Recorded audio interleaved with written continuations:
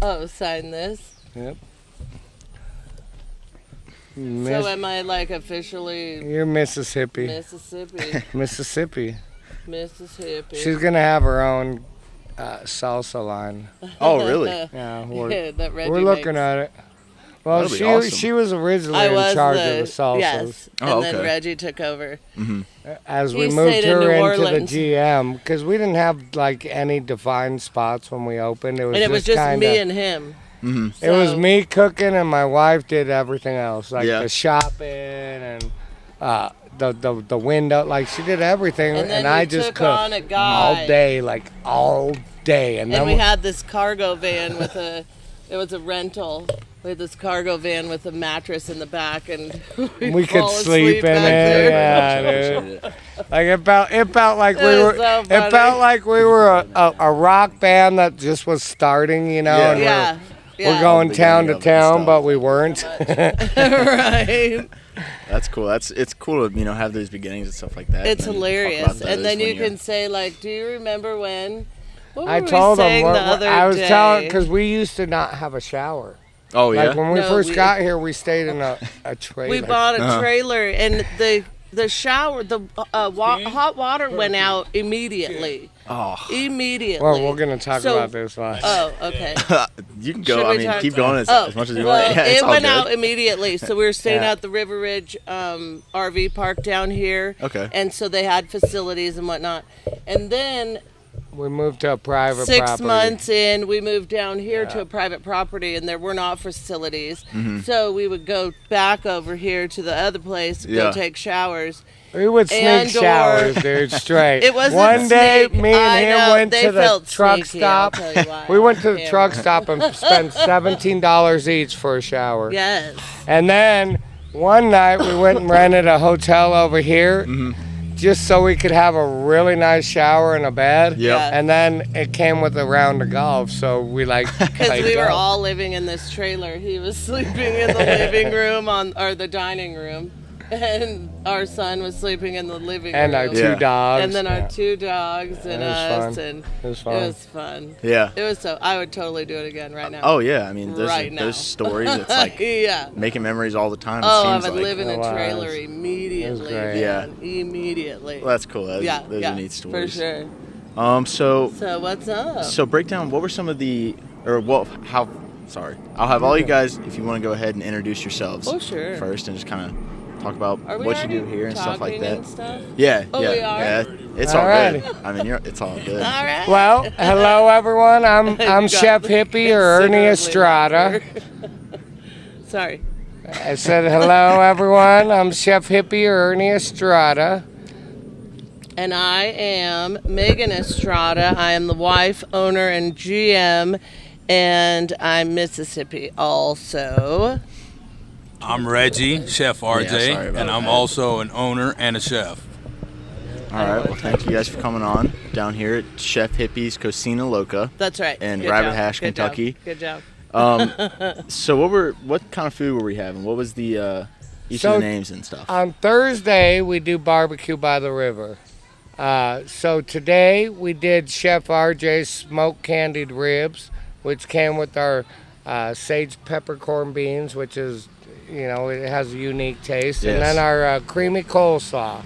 We also served you like our award-winning sandwich. This thing's gonna it's gonna be everywhere. But the gnarly marley, it comes with the fresh sliced jalapenos, our gourmet pickles, and then our creamy coleslaw. We slather that up. Mm-hmm. We stack up, our smoked pork that we smoke in our own smoker out here. We use hickory and applewood. It takes us anywhere from 12 to 14 hours to smoke.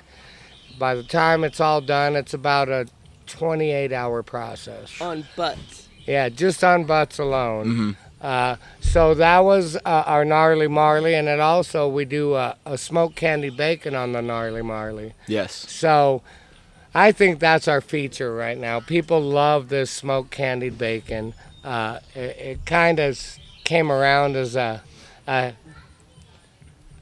pleasant mishap. A pleasant mishap. Experiment. I bought a case of like bacon ends and pieces, Mm-hmm. and then in part of it, there was this huge like pork belly. It was huge and thick, and Chef RJ is like, what are we gonna do with this? And I was like, well, we'll see. Yeah. You know, and I was like, we'll smoke it. So we ended up smoking it, and it came out really well. And I remembered before, I'd done candied bacon before.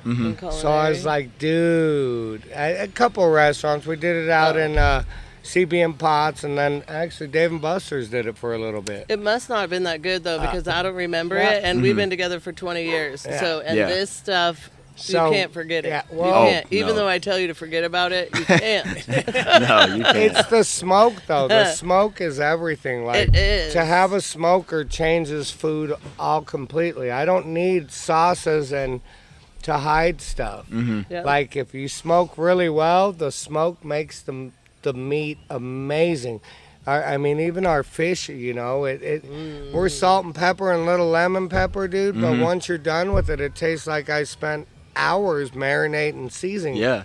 All we did was spend hours stoking fires and, you know, Yeah. smoking And they never it. He never smoked before this. Uh-huh. Yeah, So it's- we're 2.5 years in. He never smoked. That's what he was telling me. That's I mean, that's which crazy. is to really go pretty from- amazing because that smoker, what comes out of it is beyond Very special. anything in this universe. Yeah. It's way cool. And then Way on cool. top of it, I can build off the flavors I pull out of there Right. by making whatever. Like, it's crazy how the food has evolved because it was just basic.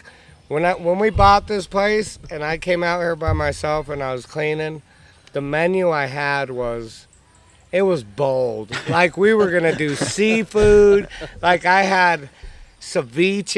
I had on our yeah. pre-written menu. This And- is in New Orleans at our dining Yeah. table. So when We I get out had a here, huge menu. yeah, we were gonna do 7 different salsas. 7 different We salsas. were going to which sell were all spread. aspirins and antacids and candy bars and what have Yeah, it you. was- Lemonade, iced tea. Yeah. Forget about it. We don't have any running water in this town. None. Yeah. So, So, what you yeah. Mm-hmm. have is what you bring in. So I am not trying to spend that on people Right. drinking iced tea. Right. You know, Wow. it's a lot And to it was carry like- in, and we don't have our own ice or anything. So it's pretty crazy. Jeez. And it went down to Well, a it was taco. like when I was cleaning the place and I'm checking the equipment and kind of cooking because I was out here for like a month by myself, developing recipes, cleaning, like really getting into what we can do and we can't do. And then I'm like, yeah, with me and my wife, this is what we're gonna do. 3 tacos and a smoked pork sandwich. That's what I got for you. and that's what we did. And we did it, and like literally before she got here, I'd get here at about 7 in the morning. I'd drop my son off at school. I'd get here with some groceries, and today I'm Start doing cooking. drunken pork tacos. Yeah. So I'd make the fresh salsas. I would get the drunken pork already, you know, and then I'd pop my window open. And there'd be all these people, and they just walk by my place. They just walk by my place, and I'd be like, "Wait, come here," you know. I'm like, "Hey, I'm not selling anything. What I am doing is I want you guys to try my food. I'm just opening." No. I was like, "If you like my food, you can leave a tip, and if not, come back and tell me what you don't like about it." And I'm doing this like 8 hours a day while I was open, and you know, my tip jars are filling up. People are coming back, and I'm not getting anything bad. Anything. It was always someone that any taco I gave away, they gave me at least $5. And I'm going, okay, I'm okay. So tacos sell well, and then I do my. One day we're sitting out here, and I had my son with me, and we were gonna do chicken nuggets, and my son's telling me he can make the best chicken nuggets around. Like he's telling me the dipping sauces and everything, he'll blow any place out here, you know. So I was like, well, let's do it. Let's try it. And there happened That to was be. before I got here. I Yeah. was still in New Orleans. She's Before still he in- got here, so we were still in New He Orleans. whips them up, and with the I dogs. open, and Yeah. I said, Yeah. okay, we're going to sell chicken tenders. And this guy, there's a picture over on my place. This guy ate these chicken tenders. The deck and, was being redone at the same time. and there was a piece of wood, right, that they cut. But the guy was like, dude, them are the best chicken tenders I ever had. He's like, can I get a picture of you and your son? I'm like, wow, man.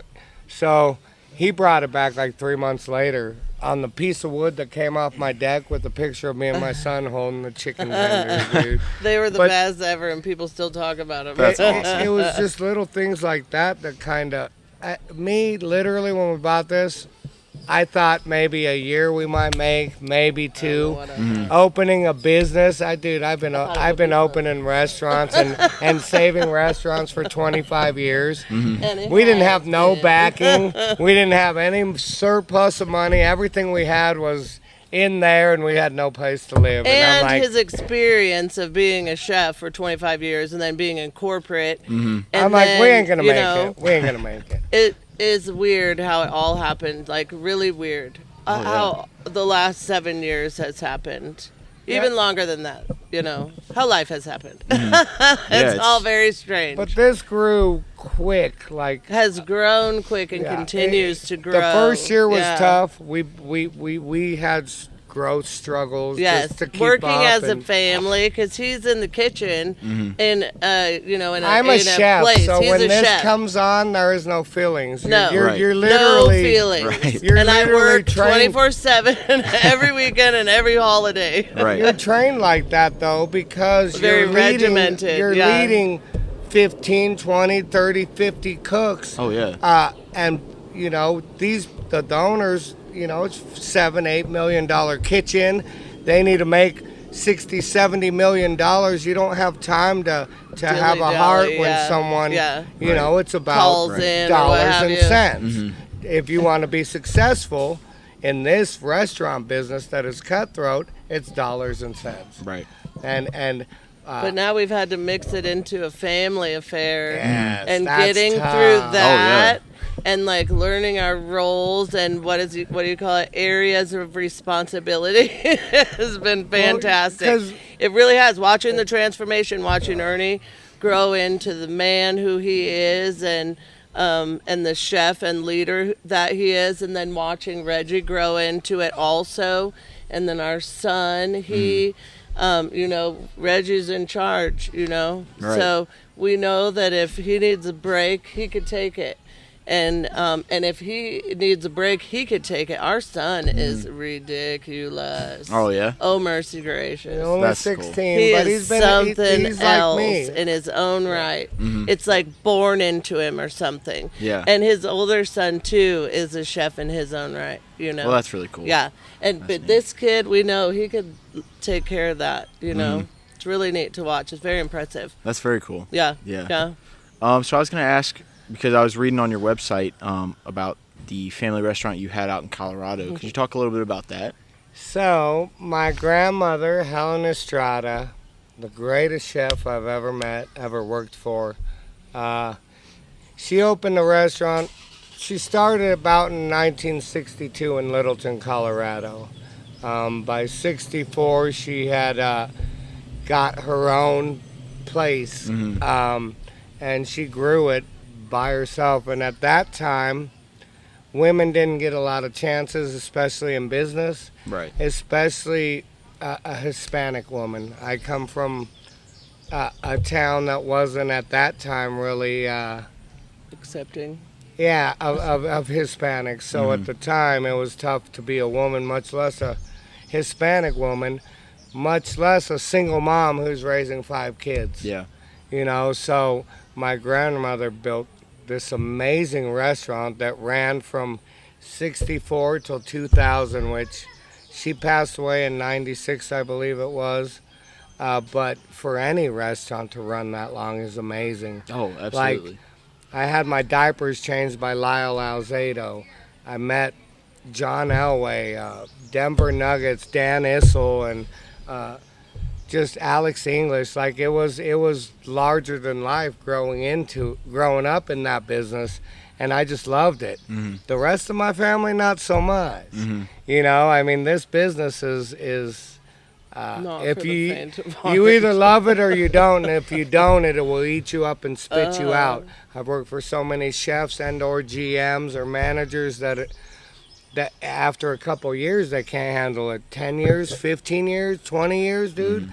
I mean, uh, you're addicts, you're alcoholics. Like this industry gets you. Oh yeah. And me, I've just always been just so passionate about it that even through the hiccups that I've went through and my recovering from addiction and this and that, the kitchen's the only place that has always bring me peace. So any chaos in a kitchen, dude, to me is peace. And it's so weird. When I leave the kitchen, I struggle with dealing with, but my grandmother, she just taught me that, you know, food in my family is everything. We don't ever go into the dining room. We are always in the We don't kitchen. make it Right. into the We're dining always room. in the kitchen. You're around the food. You're talking. You're drinking.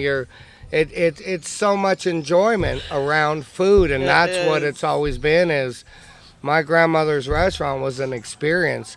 She cooked all morning, all day, and then sundress and heels and come out, and she would greet every guest that came in and every guest that came out, and like it was more than food. It was the hospitality. It was her putting her heart on the plate and making everyone just feel welcome and love, and that's what this is. It's about love. I love what I do, man. Yeah, and I mean, you could tell coming here, it's such a different experience than going to a lot of other restaurants. You're getting that connection between everyone that's back in that kitchen and the customer. You can really feel it, just whether you've been here once or whether you've been here 100 times. Right. It's like they truly, you all truly care about That's customer, and That's that's what the it fun is. part, that it's open. Everybody could see it, see what we're doing, see what we're putting together, because we're And we want to know your names. We write Yeah. your names down. We try to remember them. I'm not Forever as and good. ever. I'm These really two, good. They knock it out of the park. But we want to know who you are. I We know wanna- we your want- name is Matthew. Yes, yeah. Well, that's cool. So So, it is. My grandma gave me the start, and if it wasn't for her, I wouldn't be doing this. I probably would have never learned the blessing God gave me. This, we all have something unique about us, and sometimes it takes a whole lifetime to find out what that uniqueness is that you're supposed to be doing. And some people know it all the and time, I like knew their it. whole life. They know I it. knew it at They the knew it. beginning, and I've had it my whole life, and the passion and the love for it. I have my bad days where I'm like, man, why did I choose being a chef? But the kitchen's why another do I woman. work 100 hours? Yeah, like the hours are brutal. I don't get weekends. I don't get holidays. Ever. Special occasions. All that stuff is sacrificed. And Has to happen on your Tuesday family and has to Thursday. deal with them sacrifices. Yep. Like my wife having to go to my son's basketball games or his school things, and I'm not making it because I'm working. So, this industry is insane. If we didn't have the type of love and support from everybody, dude, I'd have packed it up a long time ago, because I can go work $100,000 job with benefits and vacation and spend time with my family. Instead, dude, we're in Rabbit Hash making some of the best food I've ever made in my life. In fact, the best food I've ever made in my life with the people I love. And every day we get new people into our family. Every day we get another It's so true. another funny. soul that we get to feed with our love, So it's a dream come true, and if we can continue to sustain this for years, I'm loving it, and if Yeah. it's tomorrow, I'm blessed that we got this long to do it. But 2 more years, and then we want to take off in a food truck. We want to we want to travel. Really? We do want to We be want to able go back to. down south or Okay. travel. We want to do. I want so to be much. able to pull into a state or a town and pop up specials for the Yeah. week that are like the movie the Chef. town. Yes. oh yeah. Yeah. I Yeah. would love to be able to just see what we can do. Yeah. Go and Yeah. serve the masses. If I can, man, I'd love to get overseas and Who knows? Yeah. wrap that's- my knives up and go cook. But I know the one thing I will do, and I probably will die doing, is cooking. Yeah. I love it. It's I used to identify just as a chef, and it took this lady to tell me that I'm more than a chef. I'm a husband. But I've always identified as this is what I'm going to do my whole life. My Right. whole life. And I'm lucky that I've got these people to be here on Yeah. the ride. Huh? Seems like the perfect time to take a chance on What a ourselves. ride, man. What a ride. So, For and sure. now we're winning awards, and it's weird. really crazy. Being Northern Kentucky Chef of the Year was And we're not mind even from blowing. here. Yeah. But we even came and took that from somebody that could have had it. That's from here. no, it's That's just okay. cool that and. I'm still waiting for the first bad review. Like I as a know, chef, I'm about never. perfection, 2.5 and I'm years always, in. still looking for The first 4-star. our the first hiccup, but I don't anything. want a hiccup. I No, want to sustain keep going, keep excellence. I've always my chef mentor said, if you strive for perfection, even if you fall short, you're better than 95% of the people out there, because they're just okay swinging at the ball. Yeah. I want to hit the fucking grand slam. I'm sorry. No, Every good. time I step up, I'm looking to hit a grand slam. Right. And if I don't, hey, at least I tried. At least I went. I don't have the fear of failing. In fact, as a chef, failures are steps forward, dude. My biggest sure. failures turned into some of my hugest blessings. For So, sure. the one thing I learned about chefing and what it kind of did for my life is, dude, no fear. Life is about enjoying it day by day, and just being blessed to get up and see the birds and be able to, walk. Like, we're in America, man. We're blessed. Right. I could live in other places, and, I got family where, man, they don't even have shoes. They don't even, I'm lucky enough to have Everything.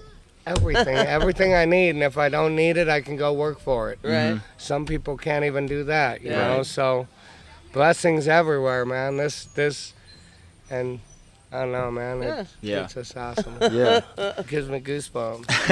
And I think that's, as a customer, that's really nice to hear, is a chef who is so dedicated to what he does that, if he's got to, work those weekends, work those holidays, to give the customers what they want.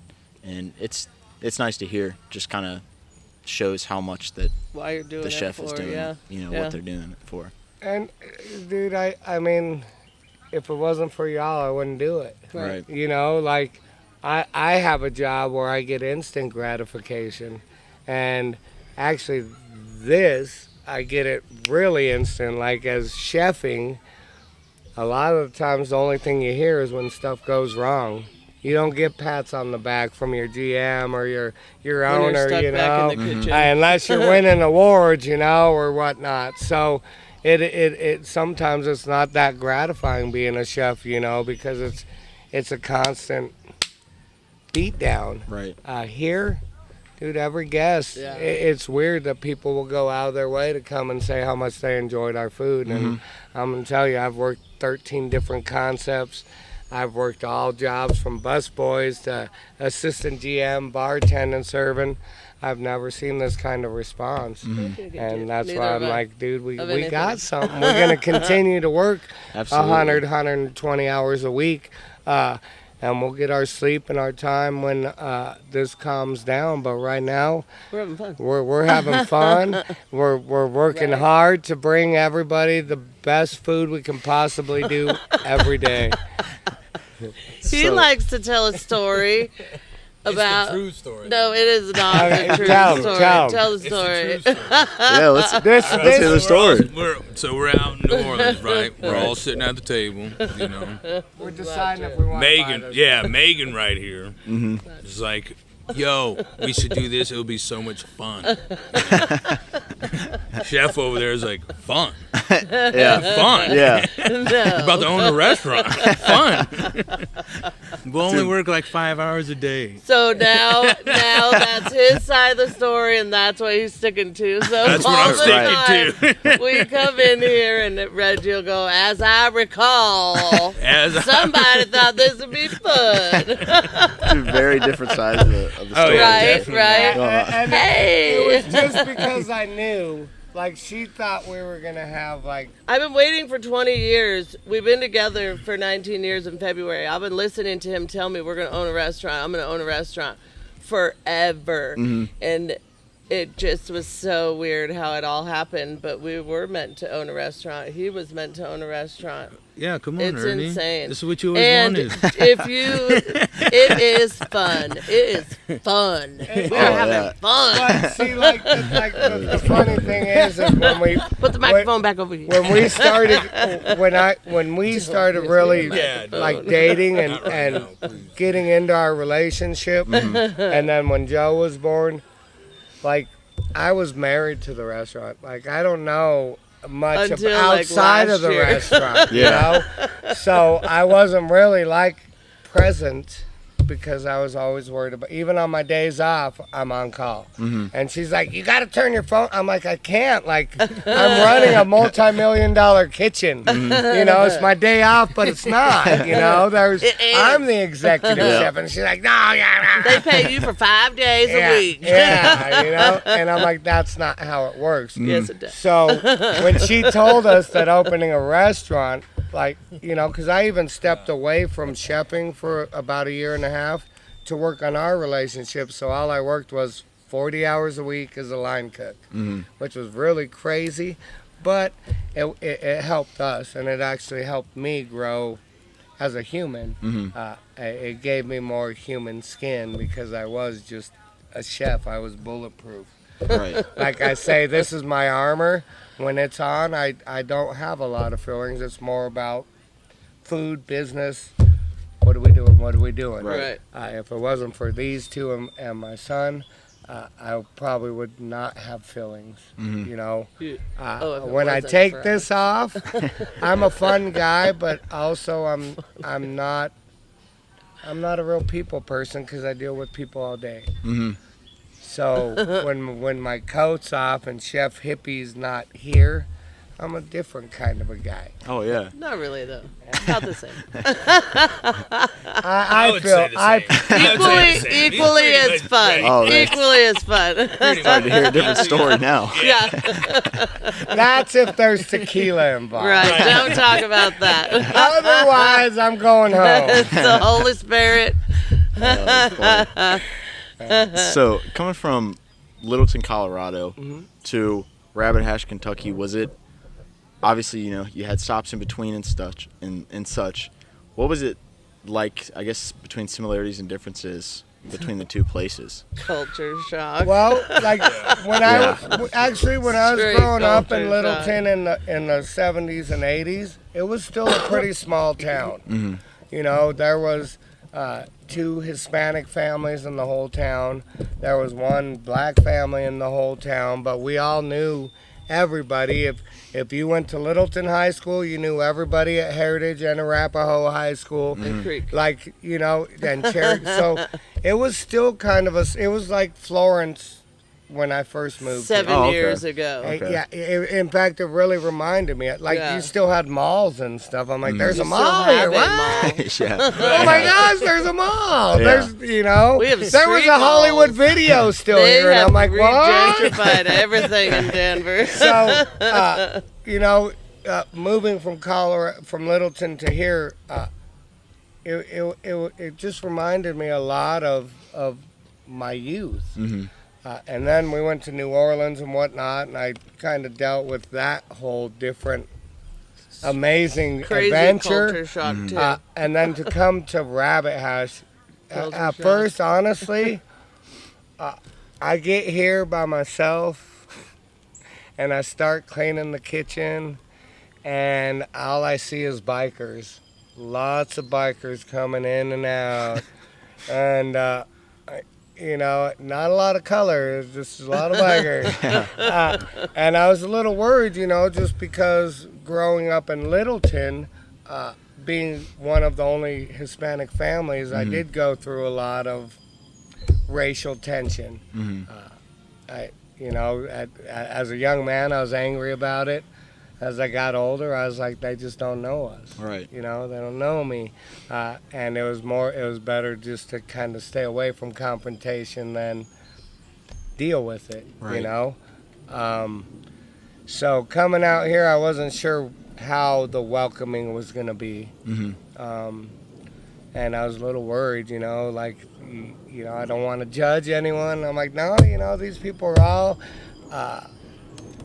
they're all God's people, man. You know, I got baptized 8 years ago, and I was an atheist, so my mindset really changed when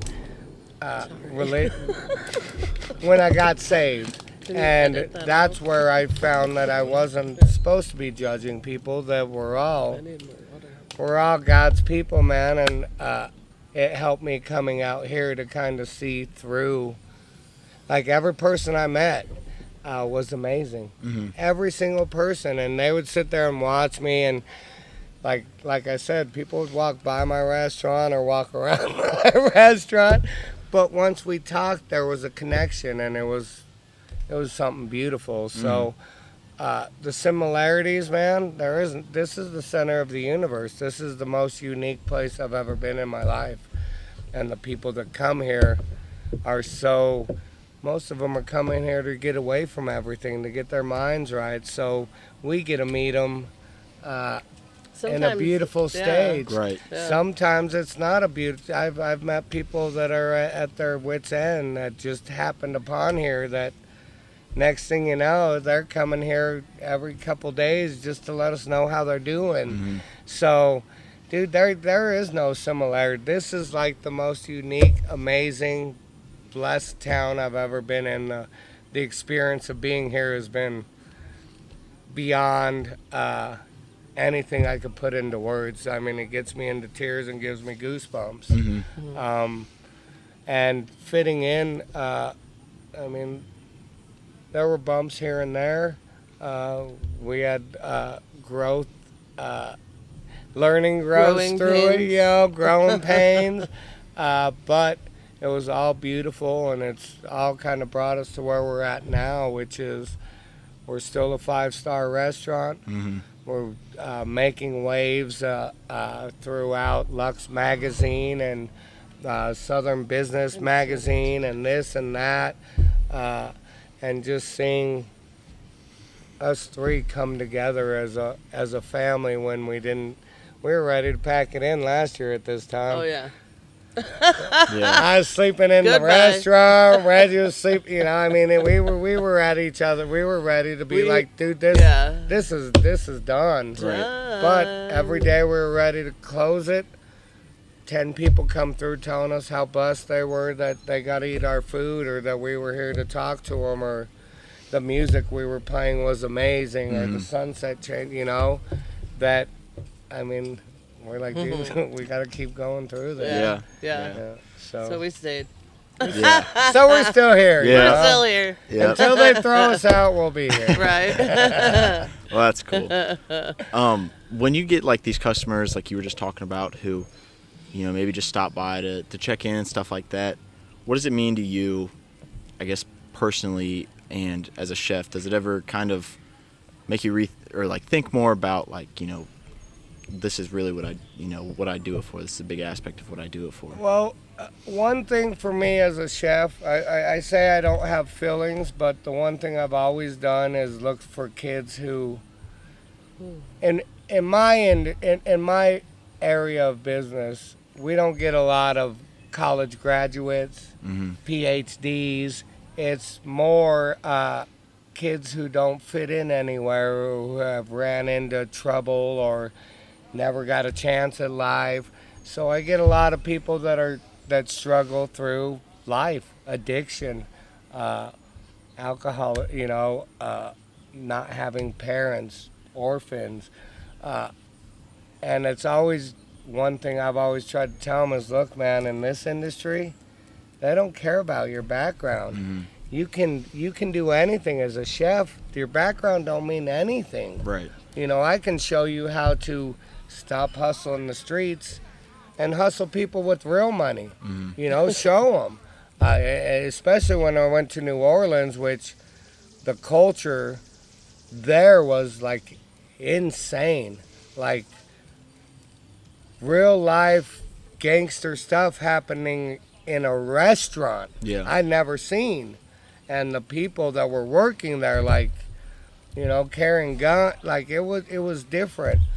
And it took me a while to adapt to it, but after it, I was like, look, you guys, I build teams. That's what a chef does. I build teams. I bring people that have nothing in common. We come together as a team, and I make you into a fine machine that can push out 1,000 plates in 4 hours. You know, so as a chef, man, to have people come here, I'm always here to help anyone, dude. The opportunity in this business, I can take anyone and teach them how to cook. Anyone. All you got to do, I tell everyone, all you got to do is show up on time and in uniform with a good attitude.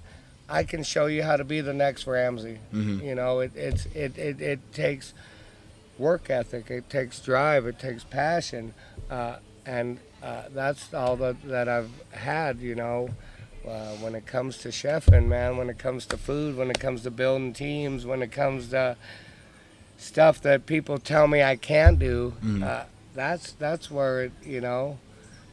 So I think when I get these guests that come through that are like, man, you know, I'm not doing too good today. Let's talk about it. Right. We'll sit down, dude. We'll take time out of our day to, hey, you know, what do you need? What can we do for you? So, it's a blessing to be able to do that. You know, it's truly something that I didn't think I'd be too good at, but I'm really good at it, and I love seeing people succeed. You know, I've tried to give a lot of people chances. This young man has knocked it out of the park. Other people, man, they've taken everything they could and ran, and you know, and I still wish them the best, and I still pray for them. I still love them, you know, and I hope that, you know, one day they'll find that saving grace. Right. But you know, the best you can do is just show love, man. Life, there's so much negativity out there, so much fear and chaos, dude. But if you really look through all that nonsense, there's more love going on now than ever in the history of the world. Right. You know, I mean, we have so much compassion for all sorts of stuff, mental health. You know, the LBG, I don't know all the letters, so.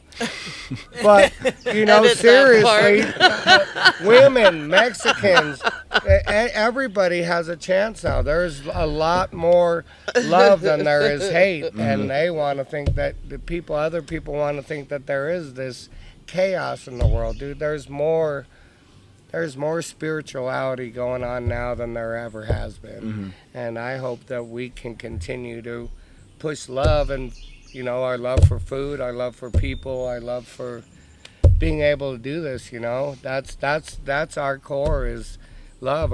We put our hearts on a plate every day, and hopefully everyone loves it. And when you come up here, it's not, hey, what can I do for you? How you doing? What's your name? Where are you guys from? You know, when we get busier, it might be a little faster, but we still want to know your name and We're where not you're a fast from. food restaurant. Yeah. You know, so I mean, Yeah. yeah. Yeah. Yeah. Yeah. Yeah.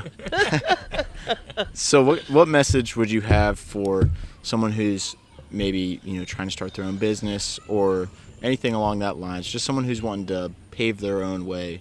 Do your research first. Do your research on whatever business you're going to get into, and understand wherever you're going to open it, understand the people there. Community is the biggest thing if you're going to open a business. Get your roots in the community. Because when you come on tough times, who's going to be there for you? Your community. If you're not there for your community, they're not going to be there for you. So understand your guests. Understand that, and be grateful for every person that's going to come to you, because they can go anywhere else. You know, every single person that walks up on that deck, even if they don't buy anything, they're looking at it, a seed was planted. I'm grateful that they even walked on my deck. I'm grateful that they even came down to Rabbit Hash to even look at us. Right. You know, so, you know, understand be ready to be a big part of your community, and understand the business you're going through. And probably the most biggest rule to starting a business, have enough money. Honestly. Or don't, because God pulls through in weird situations. No, this was a 1 in a billion chance. Yeah. Honestly, But this would not have worked if I hadn't put as much time in learning what I had learned through the concepts Even and whatnot. then, yeah. But to not have financial backing, the financial money to let your business grow, that's the biggest Unless business. it's meant to be divinely. No, that's the biggest faux pas you can ever do. If you don't have the money to back a business, honestly, don't do it. Don't do it. If you do, it's, you know, you're gonna have just as good as a chance going to the casino and dropping your money in a slot machine. Right. Honestly, because there's so much that goes into it, and there's so many things that you don't see until they hit you.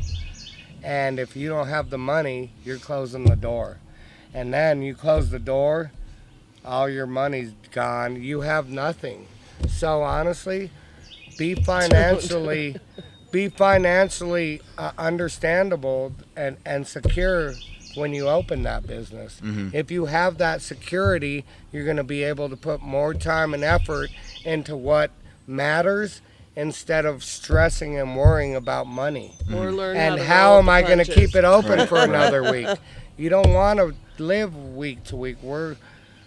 If we ain't able to, after this year, if we aren't substantially living on a financially stable budget, dude, I will close these doors. That's how serious it is. The money side of business is what a lot of people don't understand, especially in the restaurant industry. Dude, there's a joke that they throw around. You know, what does a billionaire do to fucking wash money? He opens a restaurant. You know, because if you're getting rid of money. 95% Like of buying them a fail boat. in the first year, and out of that 5% that make it, 95% of them fail in the second year. So business is a real thing. If you like cooking, don't be a chef. If you truly love cooking, 'Cause don't be you'll a hate chef, it. because once you become a chef, it's not love, it's a business. Right. I love what I do, and the passion carries me through it, but all in all, it's dollars and cents. And he doesn't go home and cook dinner. It's No. not like, hey, You you're gotta married pay to me a to chef. cook, man. No, no, I'm cooking for 12, We don't- 14, 16 yeah, we hours. don't I'm not cook at going home. home. No.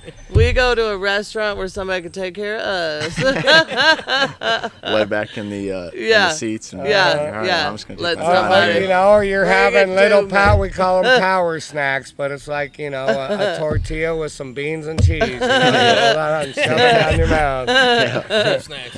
Power Yeah. sticks. All right. Well, I think that's a great way to end it. yeah. Did you have any last Right on. messages or anything that you were wanting to say to the audience or anything like that? Come on down. Come Yeah, on down and absolutely. try the best food outside In the here, world. man. Yeah. We'll smoke anything. We Is that will. Jagger? Jagger and Duke. Oh, and she's gonna yell for the dogs. And besides that, thank you, Get over Matthew. here. Well, thank you. I really Thank you, appreciate man. it. This was Yes, Thank you. totally. That's Thank very you so nice. much. That was I fun. love Thanks. And I That hope was y'all so enjoyed fun. the food, man. Yeah. And Oh, you it's can edit all the amazing. dumb stuff, huh? Whatever you guys need me to edit, I'll whatever. edit. Oh, But you're- a lot of it You're was the very expert. good. I I don't think. know. You're the Very good. expert, man. We don't know.